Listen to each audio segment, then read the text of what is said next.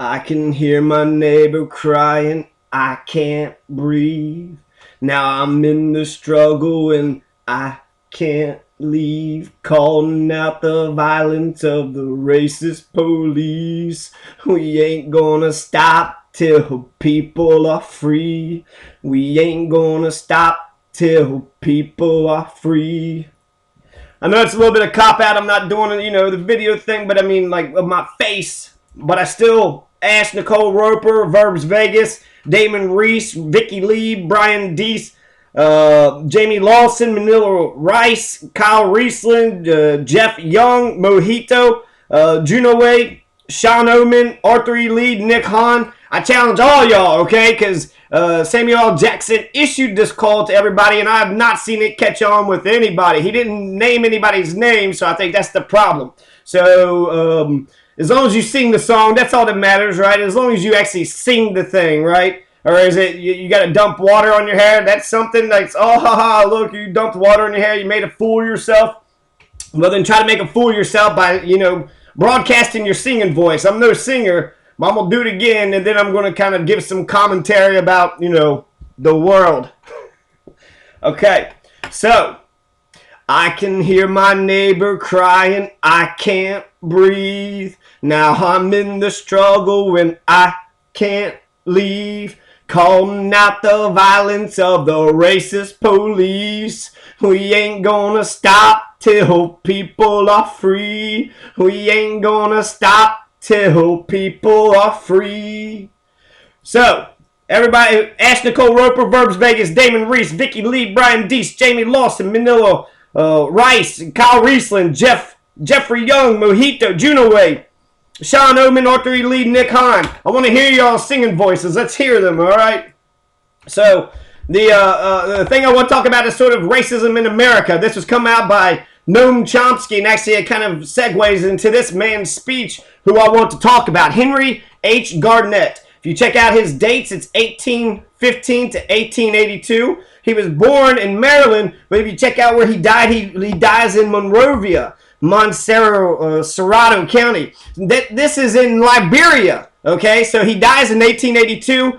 End of Reconstruction was 1877. So I guess, black people had a bright, shining moment. This is Noam Chomsky's, and I'm taking another step, but his analysis of black-white relations in America. So after the Civil War, you had black people who had a right to vote. They had the federal troops were actually in the South, and they had the Freedmen's Bureau. The Freedmen's Bureau gave out food, water, clothing, and they also gave out land. They would confiscate the Confederates' lands, and they was passing out some of the land. I know that the distribution didn't do a very good job, but they did pass out some of the lands, and that's where 40 acres and a mule, that's where that idea comes from.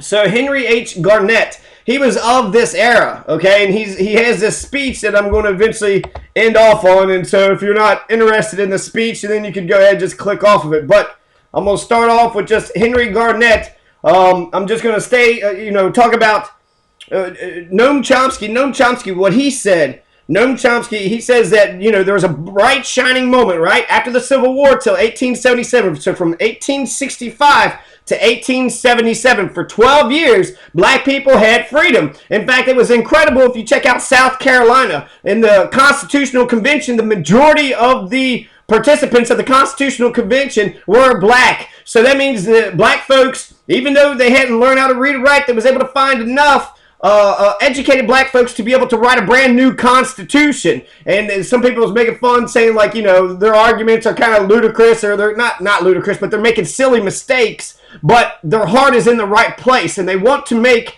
the best constitution that they can make. And it's a pretty good constitution. I've actually made another video on it elsewhere.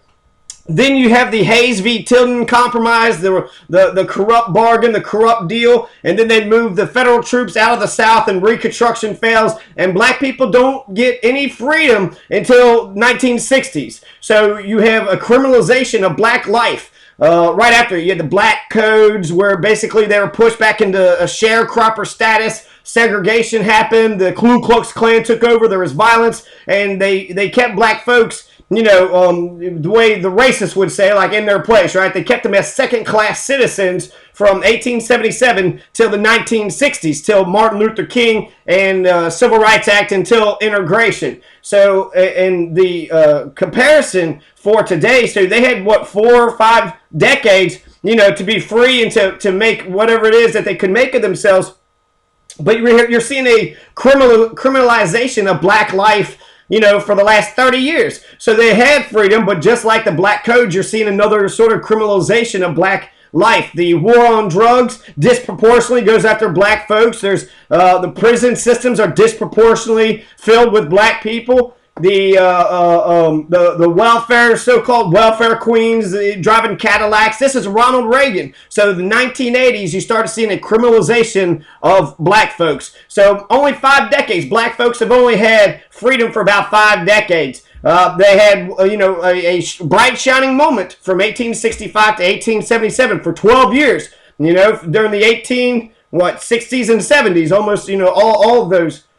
Just 12 years, right? Right there in that decade. It's called the Reconstruction era. They had freedom.